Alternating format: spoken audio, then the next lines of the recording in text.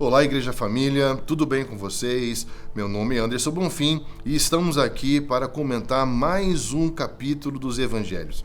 Estamos numa linda campanha chamada O Caminho, que tem como objetivo levar todos os irmãos da Igreja Família a uma imersão profunda na vida, na obra e nos ensinamentos de Jesus como uma comunidade de discípulos. E estamos aqui em Mateus capítulo 19.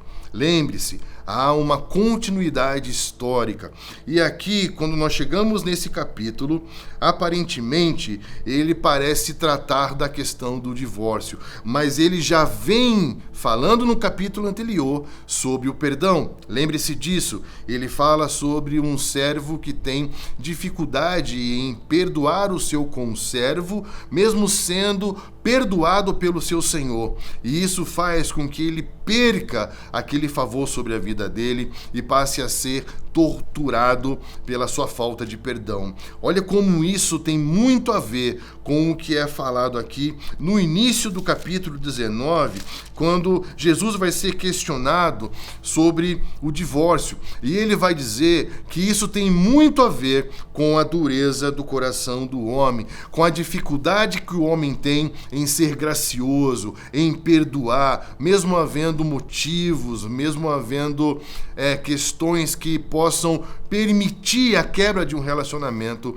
Nós sempre acreditamos no coração perdoador, no coração gracioso, e aqui nós vemos que isso afeta não só as nossas relações matrimoniais, nossas relações como comunidade, mas também a nossa relação com Deus, porque aparece aqui na história um jovem conhecido como um jovem rico, que aparentemente parece ser alguém muito piedoso, mas mostra um nível de endurecimento no seu coração quando ouve o chamado de Jesus. Olha só que interessante. Ele começa dizendo no versículo 16: eis que alguém, aproximando-se de Jesus, lhe perguntou: Mestre, que farei de bom para alcançar a vida eterna? O que farei de bom para ser salvo? O que farei de bom para entrar no reino de Deus? E aí a pergunta é: como assim? Como você me pergunta a respeito do que é bom? Porque bom só existe um. Então, aqui nós vemos muito claramente que esse jovem aparentemente parece observar a lei, os cerimoniais religiosos, porém, Jesus deixa muito claro que quem é bom, absolutamente bom, é Deus, e que não há nada de bom que possamos fazer que nos faça merecedores de uma salvação.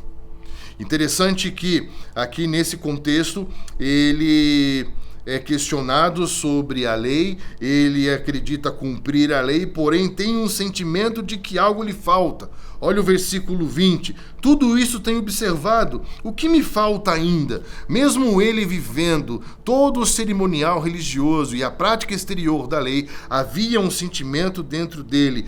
Algo me falta. Diga-me o que me falta. Então Jesus, mais uma vez, vai direto ao ponto, sem fazer rodeios, e toca no íntimo do seu coração, no amor do seu coração, no Senhor do seu coração. Ele diz, assim como os outros discípulos que estão comigo: siga-me, siga-me, deixa tudo e siga-me. Nesse momento, o coração desse jovem se revelou e ele se mostrou incapaz de seguir Jesus. Presta atenção, a fala de Jesus não é contra a riqueza, não é contra o dinheiro, é um chamado para ser discípulo. Ele diz, então siga-me, seja um discípulo. E ele se vê incapaz de seguir Jesus por causa do senhorio que a riqueza exerce no seu coração. Interessante que, na finalização do capítulo, os discípulos fazem duas perguntas fundamentais e eu quero fazer essas duas perguntas para você. Primeiro, quem pode ser salvo? Diante dessa situação em que Jesus fala que é muito difícil pessoas que amam a riqueza entrarem no reino de Deus, os discípulos perguntam, quem pode ser salvo? Então ele responde, para vocês é impossível, porém para Deus tudo é possível, porque a nossa salvação depende do que Deus fez por nós por meio de Jesus, e não do que nós fazemos para Ele. A salvação só é possível por causa do amor de Deus demonstrado em Cristo Jesus, que deu a sua vida por nós, sendo nós ainda pecadores. E a outra pergunta sensacional é: eis que nós deixamos tudo e seguimos. Senhor, o que será, pois, de nós agora? Nós deixamos tudo e te seguimos. O que será de nós agora? Jesus responde: todo aquele que tiver deixado casa, irmãos, irmãs, pai, mãe, filhos ou campos por causa do meu nome, receberá muito mais, muitas vezes mais, e herdará a vida eterna. Porém, muitos primeiros serão últimos, e os últimos serão os primeiros. Então, quem pode ser salvo? Aqueles que confiarem no amor de Deus demonstrado em Cristo Jesus, por meio da graça, por meio da fé. E o que será de nós que seguimos Jesus? Tudo aquilo que nós deixamos para segui-lo, receberemos infinitamente mais em Cristo Jesus, como parte da nossa herança nos santos. Que Deus te abençoe, que Deus te dê graça para continuar perseverantemente essa jornada. Até o próximo.